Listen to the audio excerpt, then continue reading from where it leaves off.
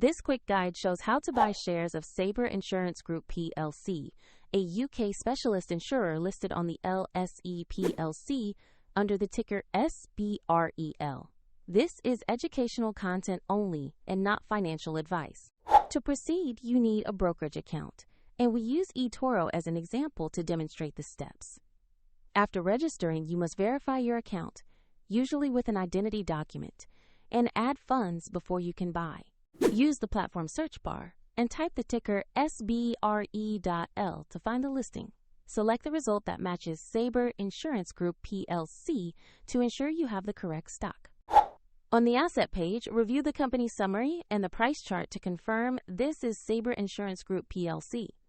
Check market details and trading hours to make sure the listing is correct. Click Invest, enter the amount you wish to allocate, review the order details, and confirm to place the trade.